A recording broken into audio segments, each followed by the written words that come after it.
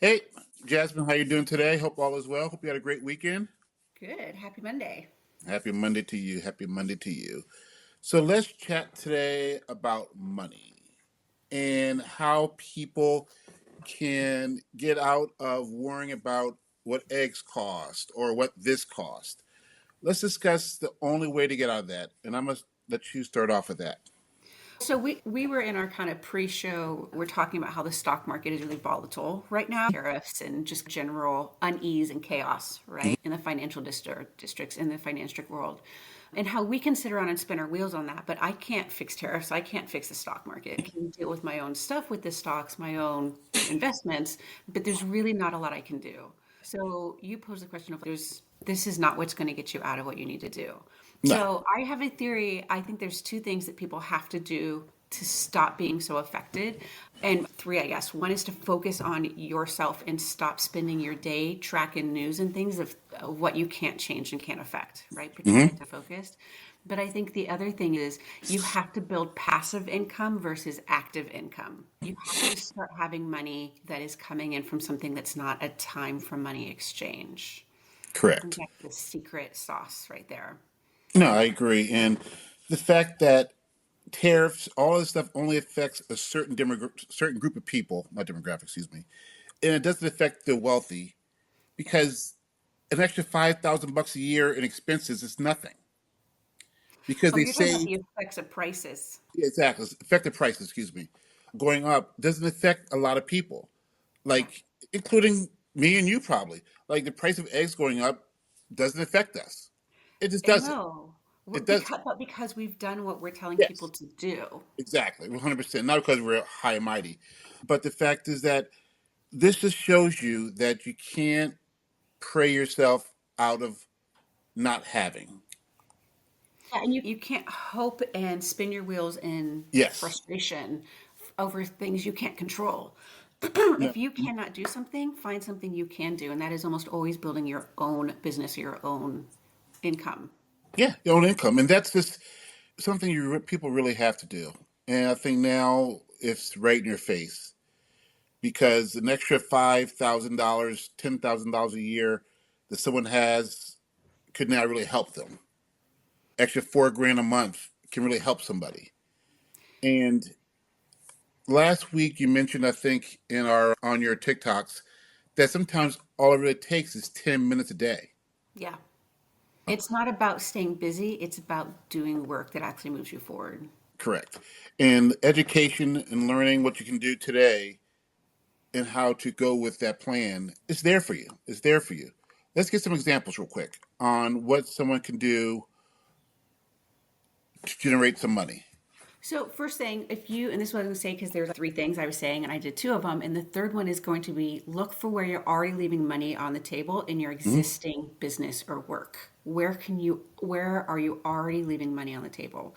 Is there something you can package and sell? And this is a cheesy example for a lot of people, but if you are working full time, for example, put together a and only I do it. Yeah, I've seen people take months, which I've complained about, but you can do this in a weekend.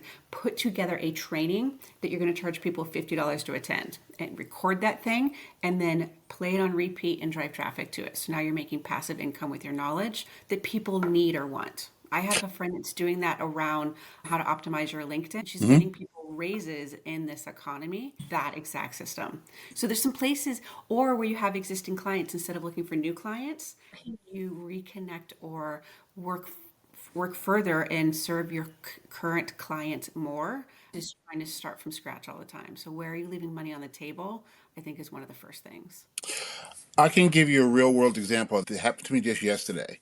My old dog walker from Miami and I chatted on over text, and she was saying that she wanted to make more money, blah blah blah, and she also has a dog treat business. But she said the prices of things are going up, so she has to raise her prices, but her customers aren't happy. I said the problem is your customers aren't the ones you really want because you want a customer that will pay the $40 for some dog treats. I said not everyone on earth has cash flow issues. So I said, why don't you do this? I said to her, do a different brand for a higher end product, change the look of it, and sell it higher priced. Yeah. Simple as that. And she also does, like I said, dog walking business. As you just said 5 minutes ago, do a training on how to become a dog walker and make money. Sell that for $100.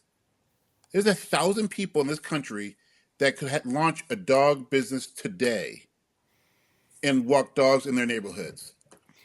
And again, that's something you could actually do on the side of Yeah. anything else you are doing or building. Yep. After work, you can dog walk. You can also, I had a friend of mine years ago who just did, he stayed in people's homes on weekends, made Hmm. like $400 a week just by staying in people's homes with their dogs. Yeah.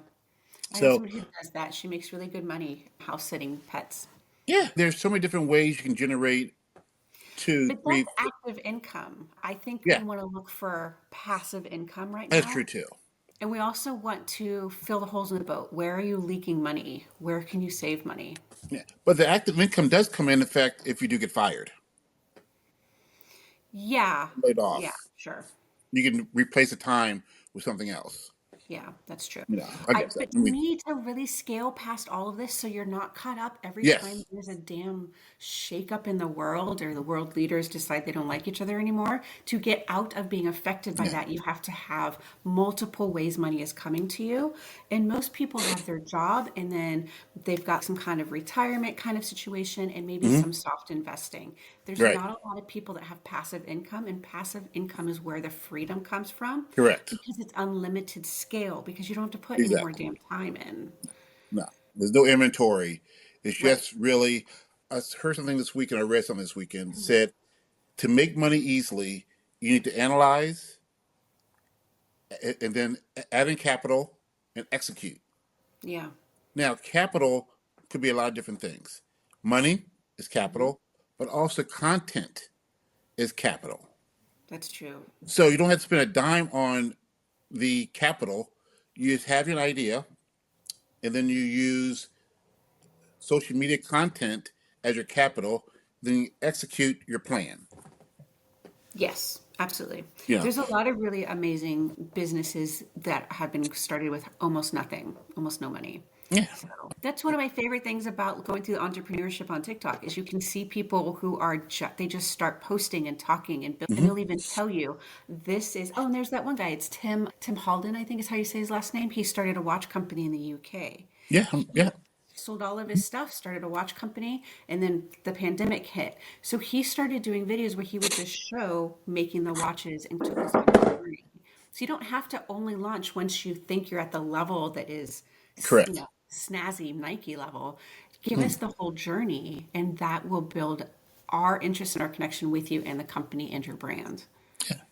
And what we discussed last week, my little side quest on pet relocation from the U.S. to the Caribbean and Mexico. It's something I launched immediately with no money. Just Hmm. created the website, bought the domain name. I'm done. Now it's going Yeah. to create content around it, and I will see if there's any kind of interest or what the interest is. Every day, people are buying homes in the Caribbean. Every single Hmm. day, they want to move from wherever they want to move from, even if it's from Mexico to the DR. Who knows where? So you can do things without much money, and just as you said, just go online and post content consistently, see if it's viable, and then there you go. Yeah. And so I do think that the way to get out of this is going to be passive, not active. And I said people are just so focused on active income that they don't put the time in for passive. The other thing people do with passive income that makes me insane, and I talk about this a lot, which is that they're like, oh, it's just something super cheap I'm giving away for $50 or $100. I'm going to just make it really fast or chat GPT this shit. Hmm. What you should actually do is make it super high quality so that because you're just doing it once. So make it nice. And then when people join whatever it is that you're doing, whether this is a course or program or something that people can buy and start implementing like a planner or something, whatever it is, but they go, hey, I love this, and they tell other people. And that's Hmm. part of how your sales will scale. If people Correct. buy it and they're like, it's just okay, they're not you're not building a network of people who love what you offer, and it's not going to scale the way you want it to. You will be responsible for every single sale, and that's no Correct. longer passive. No, no, you're absolutely right. It's a good point. And also just reaching out to other media sources to kind of get your word out. There's blogs that may want to feature your product. There's people Mhm. who may want to talk with you on their podcast or interview for their blog. So yeah, there's a lot of different ways you can get the word out, but you got to start. You got to start. You got to start. So, what other things can people do? You think in this today's environment to generate education is part of it. We speak about this all the time. Finding a course that people think courses are scams. Courses are not scams. Some courses are scams out. Everything there's always scams somewhere. But if someone will give you information packed into a book or online or whatever else, and you learn from it, that's not a scam. If, for example, if you teach me how to do posts and funnels, sure, I can learn it online, but I'll probably find the wrong versions of it or the wrong or outdated versions of it. You give us current information that we can use today that's current for today, not something that's current in 1985. You know how I feel about funnels. Yeah. Because it really hasn't, there hasn't been a lot of innovation in that, and it really frustrates me because No. how we communicate has really changed. But I think to your point though, I think there's no reason, there's no excuse. And I've had people tell me, I just don't have the time. People always Mm-hmm. tell me they don't have the time. And I started legitimately with two jobs and two kids under the age of three. And I just Mm. put aside some time every single night. I put an hour aside every night. Made all the Speaking difference. speaking of time, one thing I realized that I was spending 2 to 4 hours a day getting depressed on social media currently, me personally. So I said to myself, I'm going to spend that time either watching YouTube videos and learning about AI stuff, or I'm going to excuse me, I'm going to post on social media. I'm going to create content for social media, be it faceless, be it carousels, whatever, and use that time for that. Because everyone has 2 hours a day they're on social media Yeah, every day. they might think I'm tired, I don't want to do it at the end of the day. But if you did that for 3 to 6 months, it's going to change your life, and that will absolutely be worth it looking backwards. You And don't remember that you were tired, you remember that you succeeded. and that's a guarantee pretty much. If you okay, unless you have a stupid idea. If even stupid ideas about work, if you get enough traction. But if you have an idea that's already quote unquote everyone's doing it, are the best Validated. ones. Are the best ones. It's saturated. That means it works. Yeah. You just need your audience, your customers. Though I'm going to say people sold singing bass successfully. I just feel Yeah. like there are no bad ideas. You just have to find the right audience for the idea that you have. The pet rock. Let's discuss that for a second. Remember that? I can't even wrap my head around how that was successful. I bought one. Oh, God help me. What? My Why? mom. I remember this. Oh, I My judge you. mother. I begged her to get it for me. Begged her to get it for me. Like I had to have this pet rock. It was in a brown box, and there's a rock inside the box. Yeah. Did it come with like markers or things to? Oh, just a rock. Oh, God, that's hysterical. There's a rock on some of the paper, and that was it. That's So funny. everything works. You have to believe in yourself. Also, people can see through people, and this is why certain people make money because they're so delusional about their product that they make other people just as delusional about their product. Yeah. And back to your point, and make them an evangelist for their product as well. Hey, I Yeah. bought this. I love it. Mm-hmm. For example, on your course, I'd say your course is great, period. I'm a great advocate for your course Yeah. because I believe in what you do. Excuse me, not course anymore, it's a university. It's a whole So it's program. not different. Yeah. So it's a program. And as you said, you want to put out the best you can. And you can always tweak it. Everything you do can be tweaked. Make it better as time goes on. But get the best version out you can, and then you make it better. Just like you said you did with the Elevate. Yeah, that's actually a really great point. Is a lot of people will wait to launch until it's like just right or right enough. That's not how the world works. And I'm one of those people who loves to follow the stories of a product that goes south, or Microsoft launched something and had to undo it because it crashed a website. I love those stories, not because I'm celebrating their screw ups or their struggles, because it's so relatable. And I think that as solopreneurs or entrepreneurs, we feel like if we did that, we've completely failed. Right. We've failed our business. We've publicly failed. How do we come back from that? That it literally happens with everybody. You're not going to launch it perfectly. Shit's going to be broken, and you're going to have to fix it no matter how much time you spend on it Yeah. before launch. So get it out there and start getting it tested. Yeah. And the person that bought from you when you day you opened, they know what they're getting. They Yeah, know it's not perfect. People went out and bought iPhones on the first day, knowing good and well bugs in it. yeah. They knew it. That's part of the game. Hey, was part of it. And they get to enjoy the growth of what you're doing and what you're selling. Yeah, and actually, the way that I've done this for myself, so I'll give it to anybody listening, is that when I'm launching something like the Elevate program, I spent 6 months selling it for just a fraction of what the final cost would be. And I was like, look, this is less. It gets dripped out, and it's just a different, I set different expectations. I wasn't, you buy it and you have instant access to everything because I was still building and tweaking it. I sold it for nothing comparative to what its final price is. And then those people that took a chance on my products ahead of time, I automatically made them VIP. So they Hmm. automatically, as I scale up and make new spaces, get to go to those spaces with me as a way of me thanking them for taking a chance with me and being in those kind of more awkward days. Not Yeah. wildly awkward. Nobody's upset No. about it, I'm aware of. But it allows me the freedom to feel like, okay, I have set clear expectations while I build to the expectations I have for myself. Correct. Correct. And I was one of the first adopters of your Yeah, program.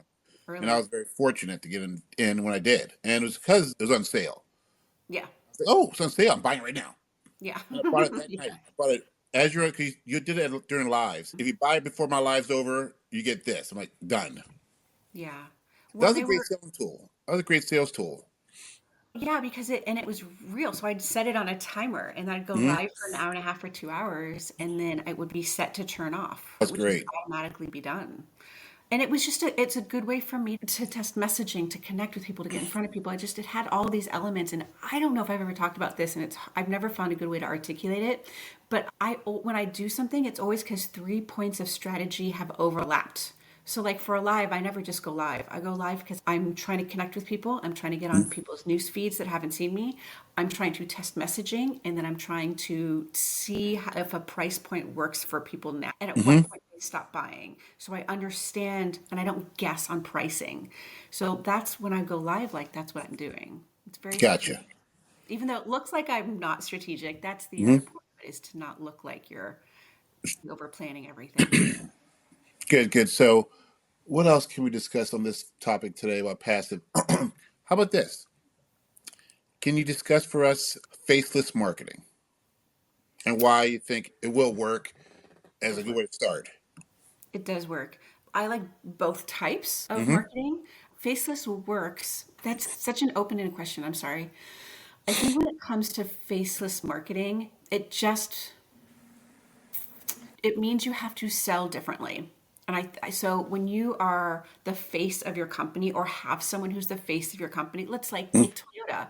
They've had that woman in the red shirt marketing in their commercials for 10 years, which I kind of love. It's nice. Hey, that flow is Right. the same. So the way you sell is different when you have marketing that actually is an actual person embodying the brand.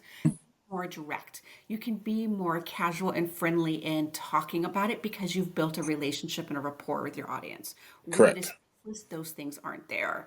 So it makes it a little harder to sell because we're not building the same kind of relationship with the brand. So Right. it's not that it's bad, it's just that people expect it to function the same way and it won't. So when you're selling with faceless, you have to be able to really inspire us at a different level so that we want the thing that you're selling versus connecting with us through your marketing. Does that make sense? Yes. Okay, good. That was a good show today. Actually, I have to run out of here and got a couple of appointments to get good too. We'll see you again next Monday. Yes. So good. Thank you everyone for listening and I'll see you next week.